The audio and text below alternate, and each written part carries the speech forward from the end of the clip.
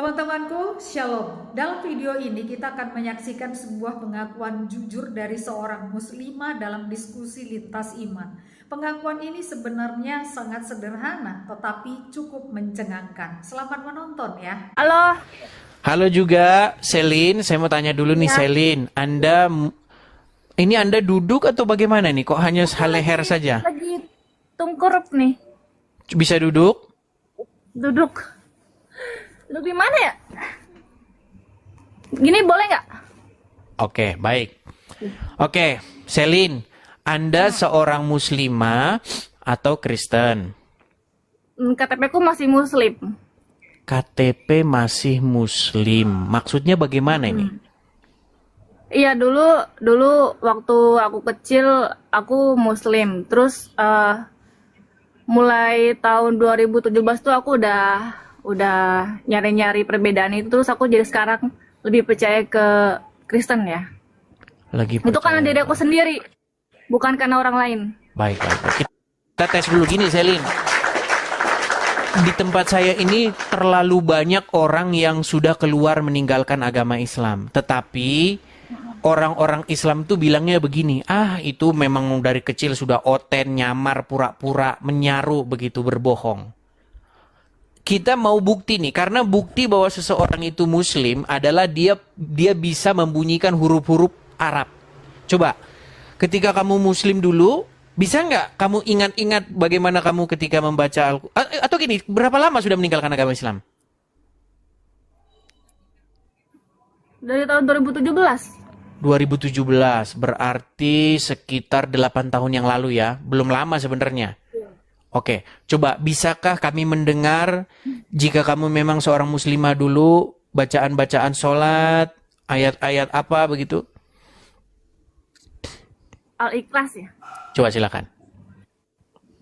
Bismillahirrahmanirrahim. Qul huwallahu ahad, Allahu somad, lam yalid walam yulad, walam yakul lahu kufuwan ahad. Oke, coba yang lain. Al-Fatihah. Silakan Al-Fatihah.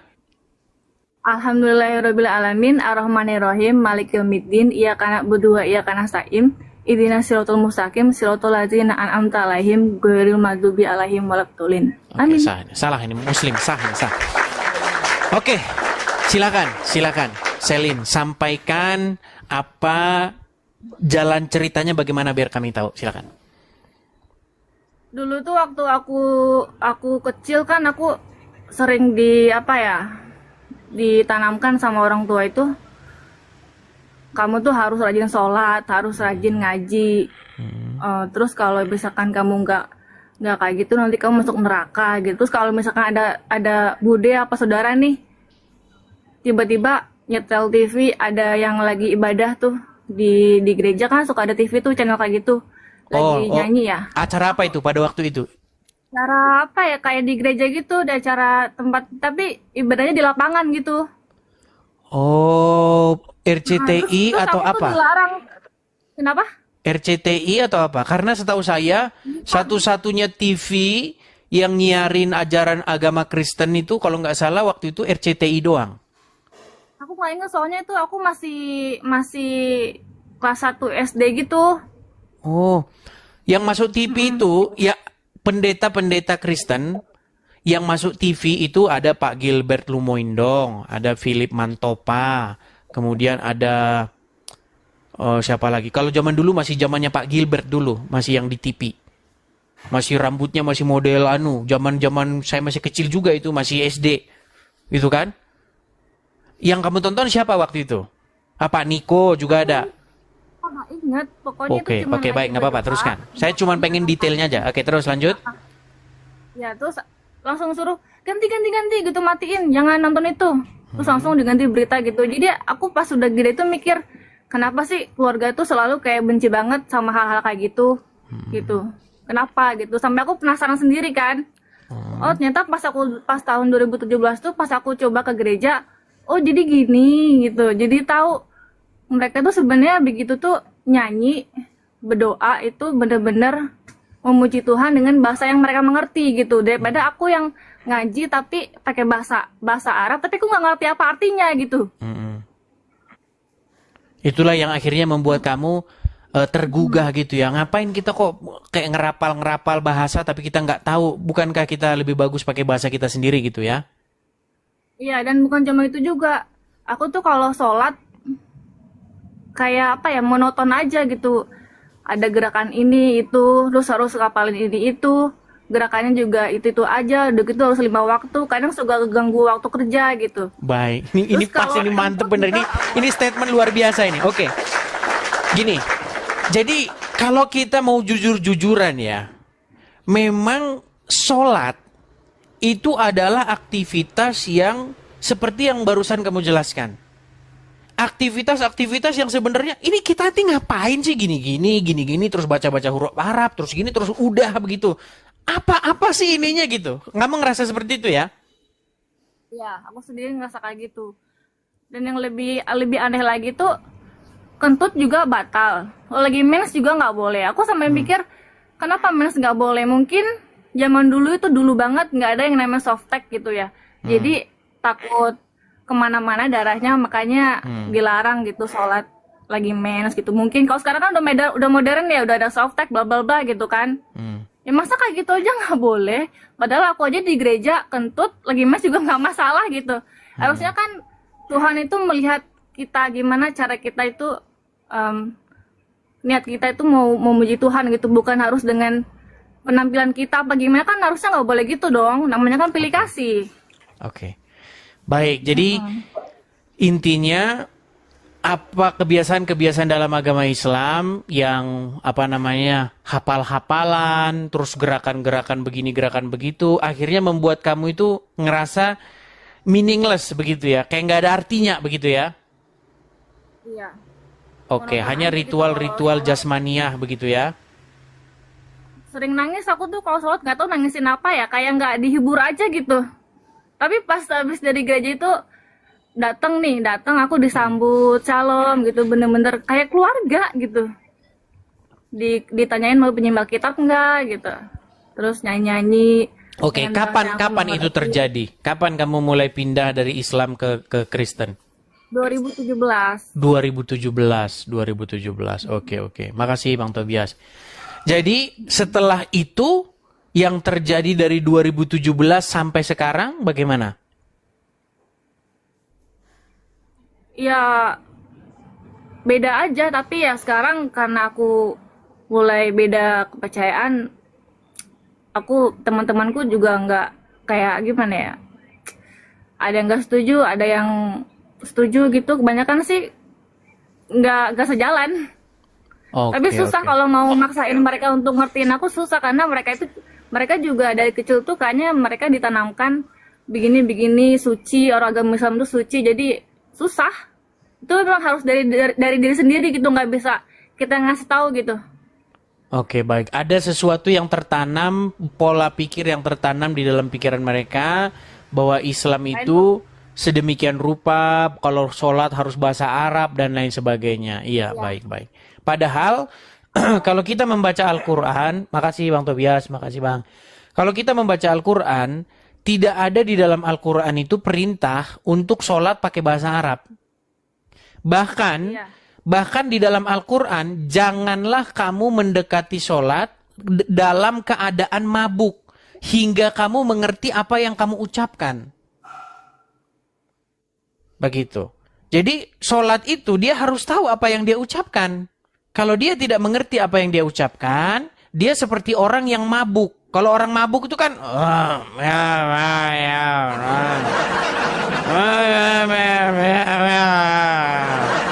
mabuk kan seperti itu. Nah, Al-Quran melarang orang sholat dalam keadaan seperti itu.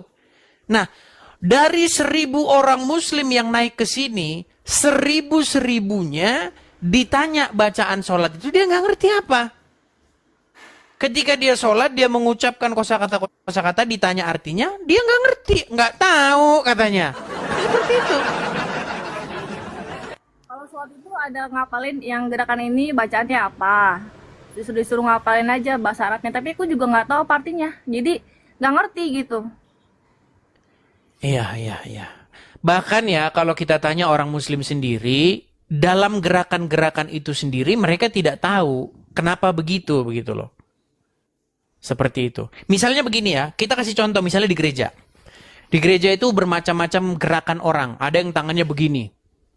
Ya kan? Ketika tangannya begini, itu kan lambangnya apa? Artinya dia menerima berkat dari surga, meminta supaya dari surga itu turun rahmat, berkat, ya kan, mujizat daripada surga. Betul? Makanya posisinya begini, posisi ingin menerima, betul? Nah, ketika muslim melakukan gerakan-gerakan sholat, begini contohnya, begini. Ini gerakan apa ini? Saya tanya orang muslim, saya pernah nanya dia. Kalau begini maksudnya apa?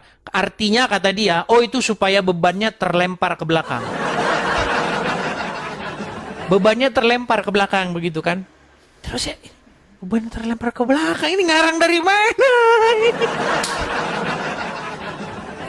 Mereka juga nggak tahu jawabannya, cuma mereka juga bingung gimana caranya ngebela agama mereka gitu, karena mereka sendiri nggak tahu itu juga aturan dari mana berdoa kayak gitu caranya gitu. Iya. Kalau menurut aku sih gitu. Iya, makanya seperti saya katakan ya, artinya ketika seseorang itu ditanya tentang agama Islam, kenapa begini, kenapa begitu, banyak ya. Saya nggak bisa katakan semua ya, tapi gimana saya nggak bisa katakan semuanya?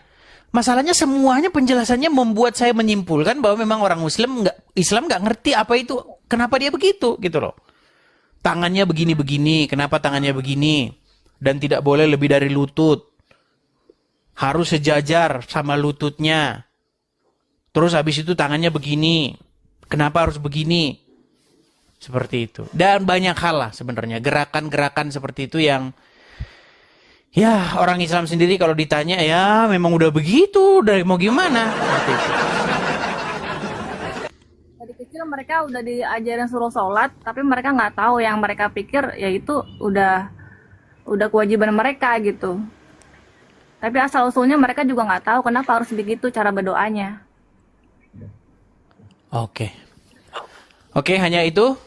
Selin, ada lagi yang mau disampaikan? Aku mau nanya nih, Mas Edi. Apa itu? Mau nanya. Ya? Katanya kalau kan aku belum nikah ya. Mm-mm. Aku bingung nih kenapa sih kalau suami istri entah itu agama Islam dong apa gimana nggak ngerti. Kalau misalnya suaminya itu selingkuh, terus kita tahu nih, kita punya bukti, kita nggak bisa ceraiin suami gitu, harus ke pengadilan. Tapi kalau laki-laki cuma ngomong talak doang langsung cerai, emang gitu? Kenapa sih? Iya, Jadi karena di dalam agama Islam rendah banget, kayak nggak dihargai banget perempuan tuh. Makanya aku takut. Sama sekarang aku belum nikah takut. baik, begini.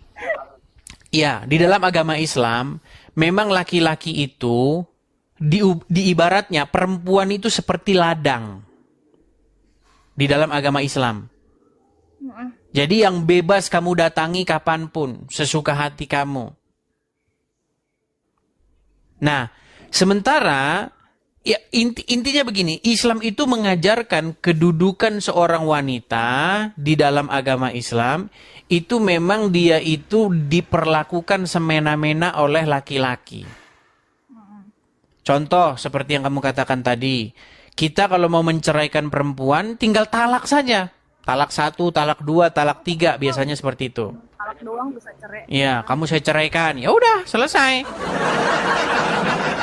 Bahkan di dalam agama Islam itu dibolehkan untuk memukul seorang perempuan, memukul istri. Tuh dengerin. Iya, memang ada itu ayatnya dalam Al-Quran. Boleh perempuan-perempuan yang kamu khawatirkan nusyusnya, maka pisahkan ranjang. Jadi pisah ranjang, kurunglah mereka dalam kamar dan pukullah mereka. Seperti itu. Nah, kalau di dalam agama Kristen, wanita itu adalah seorang penolong yang sepadan dengan laki-laki. Seperti itu. Jadi, perempuan itu penolong laki-laki dan sepadan dengan laki-laki. Dan di dalam sebuah rumah tangga, kalau di dalam ajaran agama Kristen, laki-laki itu diwajibkan untuk mengasihi istrinya. Sebagaimana Kristus juga telah mengasihi jemaat dan telah memberikan nyawanya. Seperti itu. Nah, tidak diperkenankan laki-laki itu untuk berbuat kasar kepada istrinya. Beda dengan ajaran agama Islam. Kalau dalam agama Islam, mukul boleh, mukul. Emang boleh. Ajaran Islam itu. Bahkan Muhammad sendiri itu tercatat pernah mukul istrinya. Nah, banyak orang-orang Islam awam itu nggak ngerti ini. Begitu. Nah, makanya di dalam ajaran agama Kristen, pernikahan itu adalah sesuatu yang sakral. Pernikahan itu adalah sesuatu yang memang dilakukan untuk sekali seumur hidup sampai maut memisahkan. Itu yang diajarkan dalam ajaran agama Kristen. Makanya gitu, Mas Aldi. ya, makanya dalam agama Kristen ada yang namanya pranikah. Biasanya sebelum orang menikah itu ada yang namanya pengertian sekolah pranikah dulu. Walaupun bukan sekolah sih namanya, tapi artinya satu pemahaman sebelum seseorang itu masuk ke dalam pernikahan. Seperti itu. Jadi diajarkan begini, konsekuensinya begini. Jadi nggak sembarangan, begitu. Itu dalam ajaran agama Kristen. Nah, kalau dalam agama Islam ya cerai. Ya beda, memang beda seperti itu. Jadi kalau saya sarankan kepada Selin, kalau memang benar-benar mau menikah, itu betul-betul harus mengerti lawan ini kita calon kita itu seperti apa, supaya nanti tidak menyesal seperti itu. Karena kita udah hati-hati memilih saja, ternyata setelah nikah orangnya lain, gitu. Iya. Seperti itu. Mungkin ada yang mau disampaikan lagi, Selin? Tapi ngomong-ngomong ini pasti kamu sudah banyak sekali nih pasti yang mau melamar kamu nih ya. Kamu pasti dari Tapi kan nggak gampang, Mas Edis. Iya, betul. Ya, aja. artinya kamu harus bisa menerawang begitu seseorang gitu, seorang pria, ya kan? Ini orang ini beres atau enggak begitu, dan itu makanya perlu yang namanya pengenalan satu sama lain sebelum nikah begitu. Nah, di dalam ajaran agama Islam, Pak Ustadz sering ngomong, di dalam agama Islam tidak boleh pacaran katanya. Gini, di dalam ajaran Kristen, apakah orang Kristen boleh pacaran? Pacaran boleh-boleh saja, yang penting pacaran yang sehat begitu. Nah, kalau dalam agama Islam katanya tidak boleh pacaran, tetapi yang menjadi keheranan, saya pernah berdebat dengan seorang, makasih Kak Ceki, terima kasih makasih Kak Ceki. Thank you Kak Ceki. Di dalam ajaran agama Islam, pada waktu itu lawan debat saya di Facebook, waktu itu zaman-zaman masih belum ada TikTok, dia bilang begini, lihat tuh orang Kristen pacaran. Pacaran kalau sehat nggak masalah. Pacaran yang sehat, ada batas-batasnya, mengenal satu sama lain, mengenal karakter satu sama lain. Nah, kalau dalam agama Islam nggak boleh pacaran, kata dia. Saya bilang, kalau tidak boleh pacaran, kenapa Allah menempatkan Adam bersama dengan wanita, padahal belum nikah? Berarti justru inisiasi pacaran itu dari Allah. Nah, itu panjang lebar debat kami pada waktu itu. Nah, karena orang Islam sendiri bingung dia. Apakah Adam dan Hawa itu ketika ditempatkan di Taman Eden itu mereka menikah atau tidak? Sampai sekarang orang Islam nggak ketemu jawabannya. Apakah Adam dan Hawa di dalam Al-Quran itu berzina? Apakah dia memang menikah? Karena tidak ada dalam Al-Quran Allah itu menikahkan Adam dan Hawa. Tapi dalam Bible, ketika Tuhan menciptakan perempuan, ya kan? Apa firman Tuhan? Beranak cuculah dan berkembang biaklah dan penuhilah bumi. Jadi beranak cuculah, berkembang biaklah, itu perintah Tuhan. Nah, di dalam Al-Quran, nampaknya, karena orang Muslim juga kebingungan, Adam dan Hawa itu berzina di dalam Al-Quran itu.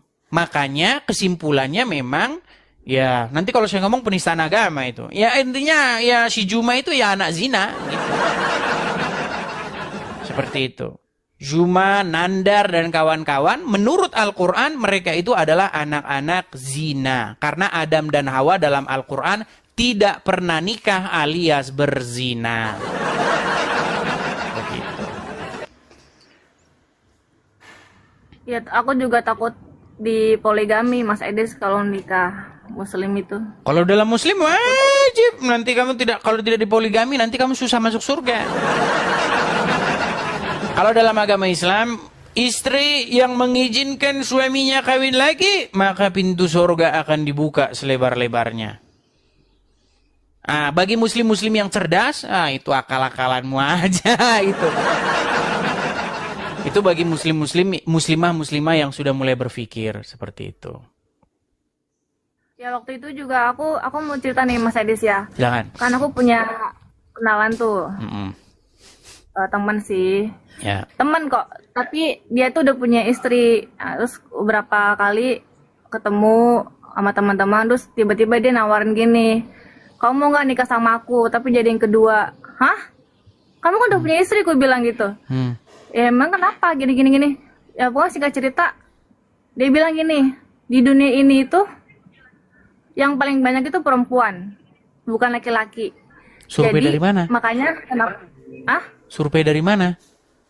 Nah, itu dia yang mengklaim sendiri. Jadi makanya kenapa laki-laki itu harus menikahi lebih dari satu perempuan, kata dia. Terus menurut kamu kalau misalkan lebih banyak perempuan, kamu harus nikah lebih dari satu gitu? Emang istri kamu nggak apa-apa? Istri saya nggak apa-apa, dia ngizinin kok. Hah? Kamu gila? Kamu sakit ya? Gue bilang. Kamu jangan gitu. Itu namanya kamu menyakiti hati perempuan. Gue bilang itu. Di situ aku berantem sama dia gara-gara aku nggak setuju dia mau nikah lagi, tapi dia nggak kasihan sama istri dia gitu. Iya. Tapi dia tetap aja kekeh. Dia merasa opini dia itu benar dengan ajaran dia, kali nggak ngerti juga. Tapi gimana ya? Masa dia nggak punya perasaan sih? Dulu dia nikahin istrinya pakai cinta, pakai sayang, tapi sekarang dia malah kayak gitu. Jadi kayak nggak menghargai perempuan banget gitu loh. Aku udah bilang sama dia sampai aku berantem, kamu jangan kayak gitu, kasihin istri kamu. Walaupun dia bilang nggak apa-apa, tapi kamu nggak tahu gimana perasaan dia. Aku bilang gitu, sakit tahu hati dia. Iya, itu seperti yang dialami oleh istrinya Agim, Teteh. Siapa namanya? Teteh siapa? Istrinya Agim kan seperti itu. Agim kan nikah lagi pada waktu itu kan. Akhirnya cerai dengan istrinya, tapi akhirnya kembali lagi rujuk seperti itu. Ya, Arman Maulana, tahu kan Arman Maulana vokalisnya Gigi? Tahu kan? Dia itu seorang muslim, tetapi dia saja tahu seperti itu bahwa memperlakukan wanita seperti itu akan menyakitkan. Kan ada liriknya itu. Berawal dari Facebook baruku, kau datang dengan cara tiba-tiba, kan? Terpikir hati untuk mendua, tapi nurani tak bisa mendua. Ku hanya bisa berbagi. Seperti itu. Artinya memang hati nurani itu memang tidak bisa dibodohi, begitu. Ya kan? Artinya itu pasti akan membuat hati istrinya itu pasti ya sakit lah, seperti itu. Nah, bagaimana mungkin di dalam ajaran agama Islam itu mengajarkan yang demikian? Bahkan disunahkan, itu sunnah. Ya kan? Sunnah, kalau menikah lebih daripada satu, itu justru mengikuti Muhammad. Tapi ini, percaya nggak percaya, survei yang saya lakukan kepada banyak seorang perempuan muslimah, mereka tidak setuju dengan poligami. Seperti itu. Jadi memang ya hati nurani sendirilah memutuskan Islam itu menurut Anda pantas nggak diikuti, gitu aja. Kadang-kadang kita nggak usah jauh panjang lebar kali tinggi bahas kemana-mana, tapi nggak ini. Yang sederhana-sederhana saja lah. Islam itu kan mengajarkan begini, ya kan? Dan lain sebagainya seperti itu. Iya, Mas Edis, kasihan aja gitu yang mau dipoligami. Cuman karena dijanjiin surga atau gimana nggak ngerti. Ya, katanya istri yang mengizinkan suaminya kawin lagi, maka pintu surga akan terbuka lebar. Tahu gitu, semua perempuan juga nggak mau lah diduain, nggak masuk akal banget. Ya, kadang-kadang kalau kita berpikir ya, bisa jadi itu ya cuman karang-karangannya yang nulis hadis itu aja gitu. Kalau dia emang dari kecil udah agamis, udah ditanamkan seperti itu ya susah. Dia Iya. percaya aja gitu. Ya. Oke, hanya itu. Selin, ada lagi yang mau disampaikan? Banyak sih cerita tapi udahlah. Dialog ini bukan untuk menghakimi, tetapi untuk memahami. Karena kejujuran seringkali adalah awal dari percakapan yang bermakna.